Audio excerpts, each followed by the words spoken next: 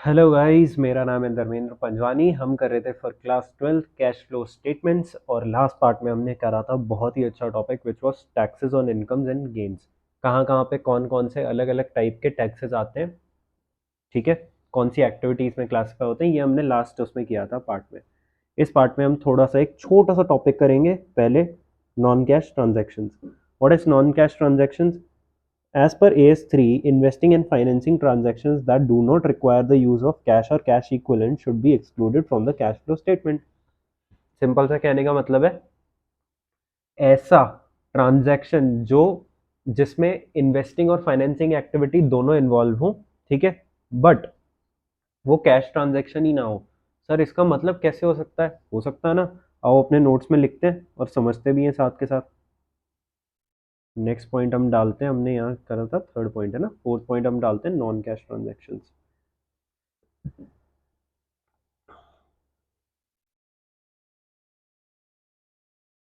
Non cash transactions, ठीक है। Transactions involving investing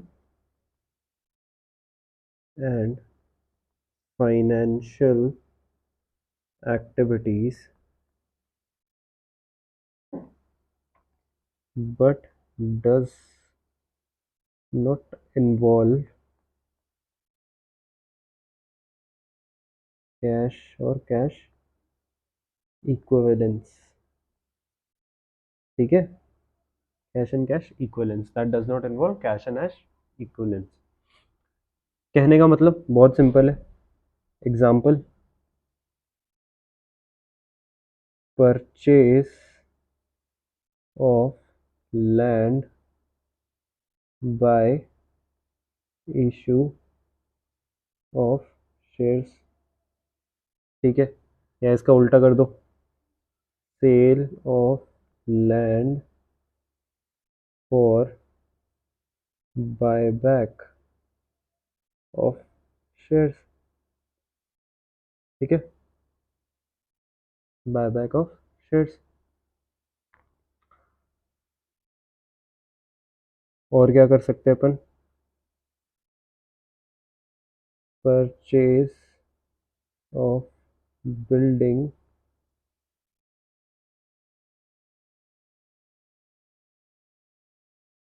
bye issue of debentures, debentures issue करे और मैंने बिल्डिंग खरीद ली। सिंपल सा है। अब ये देखो, इस एक्टिविटी पे मैंने क्या किया, लैंड खरीदी, लैंड परचेज की। कैसे? शेयर इशू करके। शेयर इशू करने से मेरे पास कैश इनफ्लो होना चाहिए था, पर कैश इनफ्लो की जगह मैंने क्या करा, उसमें परचेज ऑफ लैंड कर ली। सेल ऑफ लैंड करी, लैंड बेची और उनसे क्या कर दिया, प्रीपेमेंट बायबैक कर दिया। या फिर मान लो मैंने लैंड के हिस्से ही दे दिए इक्विटी शेयर होल्डर्स को। तो इट्स प्रीटी सिंपल। पढ़ते हैं क्या लिखा है आगे।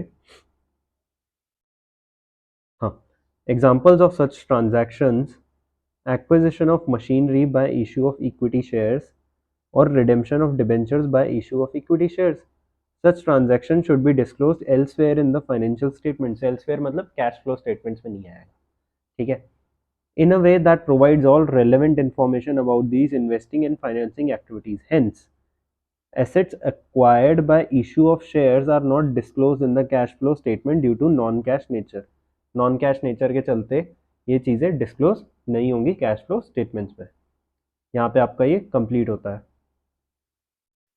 नेक्स्ट क्या आता है? नेक्स्ट हम पढ़ेंगे कि कैश फ्लो स्टेटमेंट्स के मेन हेड्स कैसे होते हैं और कैसे बनता है कैश फ्लो स्टेटमेंट्स। आ जाओ।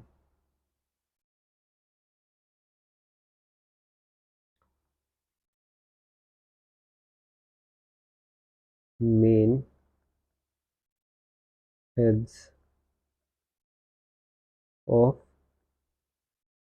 कैश फ्लो स्टेटमेंट्स,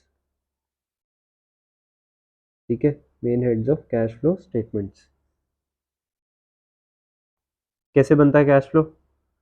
सबसे पहले हम लिखते हैं cash flow from operating activities.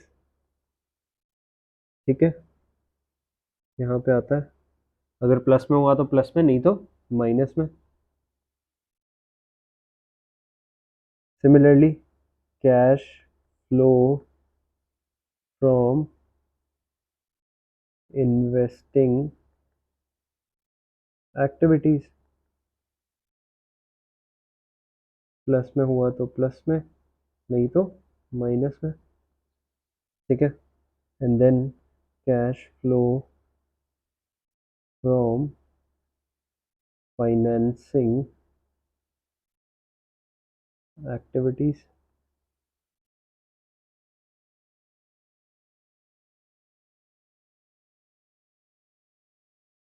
ठीक है, इन तीनों का आप टोटल कर लो।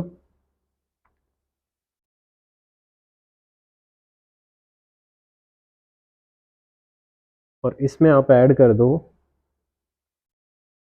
ओपनिंग बैलेंस और cash and cash equivalents, and then आपके पास जो बचेगा वो होगा क्लोजिंग बैलेंस और कैश एंड कैश इक्विवेलेंट्स। ठीक है, ये बचेगा आपके पास। आओ देख लेते हैं इसमें क्या लिखा हुआ है। हमने ली सबसे पहले cash flow from operating activities, उसमें ऐड कर दी cash flow from investing activities, और फिर हमने ऐड कर दी cash flow from financing activities. ठीक है, हमारे पास आ गया नेट इंक्रीज या डिक्रीज, यानी कि कितना कैश हमारा पिछली बार इस साल बढ़ा है कैश नेट, या इस साल कम हुआ है नेट कैश। ठीक है, इसमें हम ऐड कर देंगे एट द बिगनिंग, यानी opening cash and cash equivalents, तो हमारे पास आ जाएगा cash and cash equivalents at the end. और बिगनिंग और एंड वाला तो हम कैश एंड कैश इक्विवेलेंट्स हमको पता होगा। ये बात मैंने पहले के लेक्चर्स में भी बोली थी कि आपको कैश फ्लोज में पता चल जाएगा, आपको कैश फ्लोज में पता चल जाएगा कि आपका सही हुआ है या नहीं हुआ, क्योंकि आपको ओपनिंग दे रखा है, आपको क्लोजिंग दे रखा है।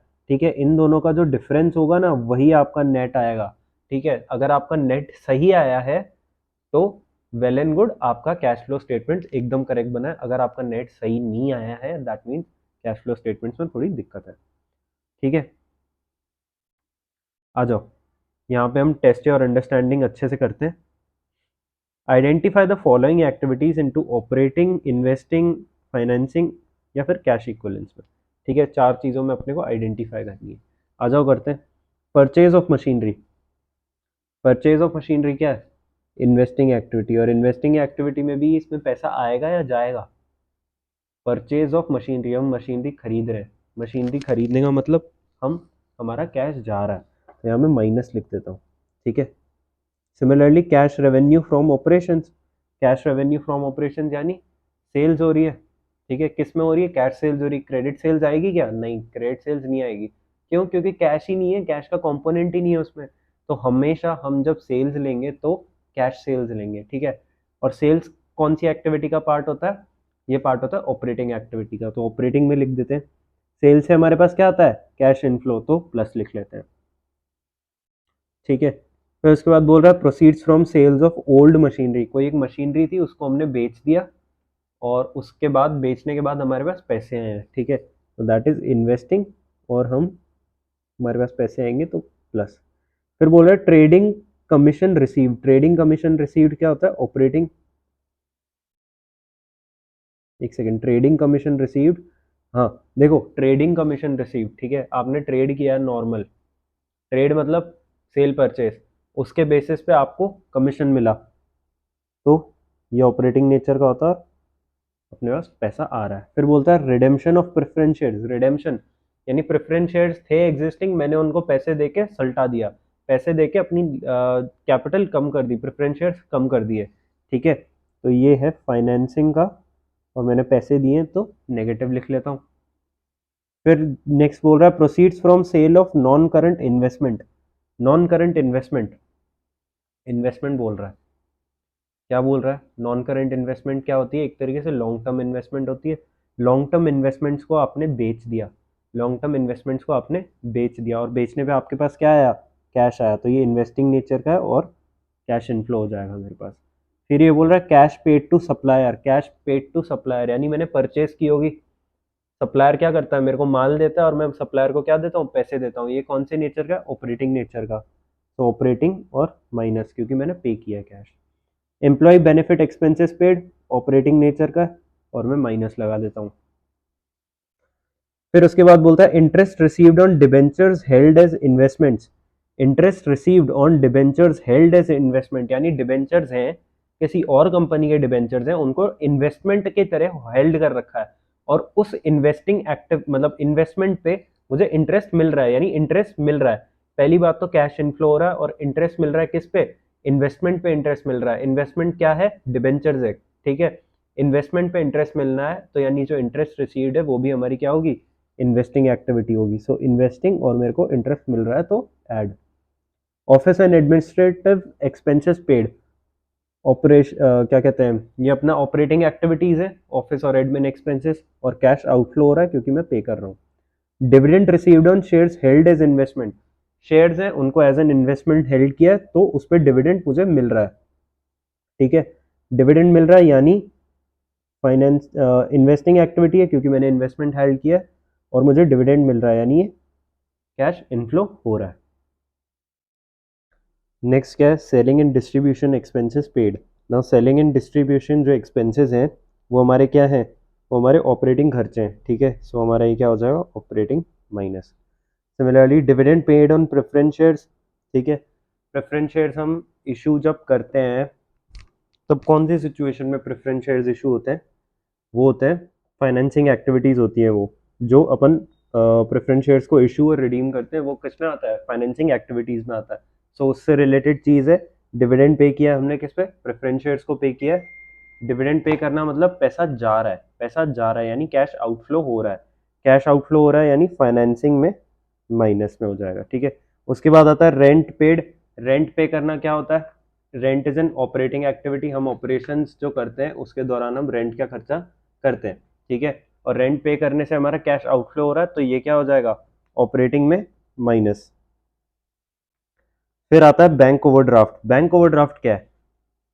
नाउ अगर आपको ध्यान हो क्वेश्चन में एक चीज और है कि कैश इक्विवेलेंट्स क्या है वो भी हमें बताना है, तो बैंक ओवरड्राफ्ट हमारा क्या है? कैश इक्विवेलेंट है। सिमिलरली कैश क्रेडिट भी क्या है हमारा? कैश इक्विवेलेंट है, ठीक है। मार्केटेबल सिक्योरिटीज भी क्या होगा हमारा? Cash equivalent. मार्केटेबल सिक्योरिटीज आपको याद हो तो अपन ने पढ़ा था short term investment. Short term investment हमारा क्या है? मार्केटेबल सिक्योरिटीज भी यही है, शॉर्ट टर्म इन्वेस्टमेंट, ठीक है। आते हैं इस साइड पे, proceeds from issue of equity share. Issue अपन ने क्या किया? इक्विटी शेयर्स को इशू करा है, ठीक है। इक्विटी शेयर्स को अपन ने इशू करा है और उससे हमें पैसे आए हैं। इक्विटी शेयर्स को इशू करना क्या होता है? फाइनेंसिंग एक्टिविटीज, और हमारे पास पैसे आए तो फाइनेंसिंग में plus. Proceeds from long term borrowings, long term borrow किया है मैंने और अपने पास पैसा आया है, फाइनेंसिंग एक्टिविटी है और कैश इनफ्लो हुआ है। Cash receipt from trade receivables, trade receivables यानी कि डेटर्स या फिर बिल्स रिसीवेबल्स, उनके द्वारा क्या हुआ है? कैश मिला है। ट्रेड रिसीवेबल्स किस एक्टिविटी का पार्ट बनते हैं? ऑपरेटिंग एक्टिविटी का पार्ट बनते हैं, ठीक है ना। ऑपरेटिंग एक्टिविटी में कैश रिसीट हुआ है यानी कि प्लस हम लिख देंगे कैश इनफ्लो। तो बोल रहा है purchase of non current investments, investment हमने परचेज किया है, इन्वेस्टमेंट हमने परचेज किया है यानी इन्वेस्टिंग में माइनस। माइनस क्यों आएगा? परचेज किया है क्योंकि पैसा हमारा गया है परचेज करने पे। कैश परचेजेस, कैश परचेजेस का मतलब गुड्स वगैरह हमने परचेज किए होंगे और गुड्स हम कौन सी एक्टिविटी के दौरान करते हैं? ऑपरेटिंग एक्टिविटी के दौरान परचेज करते हैं। सो operating minus. Purchase of goodwill, goodwill हमारी क्या होती है? इंटेंजिबल एसेट होती है, इंटेंजिबल एसेट। और इंटेंजिबल एसेट्स के अलावा हम इसको क्या बोल सकते हैं? फिक्स्ड एसेट्स बोल सकते हैं। तो अपन ने फिक्स्ड एसेट खरीदा है, फिक्स्ड एसेट खरीदना बेचना किसका पार्ट बनता है? इन्वेस्टिंग एक्टिविटीज का पार्ट बनता है ना। इन्वेस्टिंग में परचेज किया है तो पैसा जाएगा यानी minus. Interim dividend paid on equity shares, interim dividend paid on equity shares, equity shares पे हमने डिविडेंड पे किया है। नाउ आपका सवाल ये होगा what is interim dividend, what is interim dividend? मैं आपको क्लैरिफाई करूंगा इसको अपन एक मार्क करके रखते हैं, मैं आपको एक इंटरिम डिविडेंड का भी कॉन्सेप्ट बताऊंगा, ठीक है। इंटरिम डिविडेंड पे किया है, नॉर्मल डिविडेंड की तरह मानेंगे। डिविडेंड पे किया हमने शेयर्स पे, ठीक है। इक्विटी शेयर्स किसका पार्ट होते हैं? फाइनेंसिंग एक्टिविटीज का पार्ट होते हैं, और हमारा कैश आउटफ्लो हो रहा है क्योंकि हमने डिविडेंड पे किया है, सो फाइनेंसिंग में माइनस कर देंगे। देन नेक्स्ट क्या? Proceeds from sales of patents.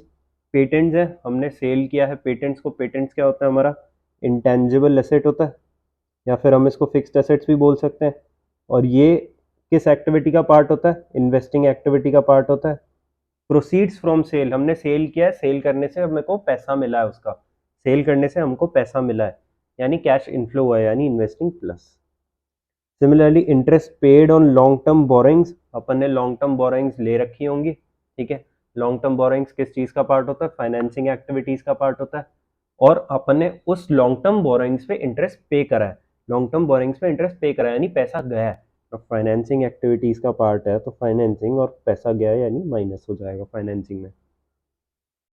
Manufacturing overhead paid, manufacturing overhead paid यानी ऐसे खर्चे जो कि मैन्युफैक्चरिंग से रिलेटेड थे, वो हमने पे कर दिए। नाउ मैन्युफैक्चरिंग कौन सी एक्टिविटी का पार्ट बनता है? ऑपरेटिंग एक्टिविटी का पार्ट बनता है, तो यहाँ आ जाएगा ऑपरेटिंग माइनस, ठीक है। फिर क्या आता है? Rent received on property held as investment, यानी आपने एक प्रॉपर्टी खरीदी, आपने एक प्रॉपर्टी खरीदी जिसको किस पर्पज से खरीदा? इन्वेस्टमेंट पर्पज से खरीदा, तो वो उस प्रॉपर्टी को हम क्या बोलेंगे?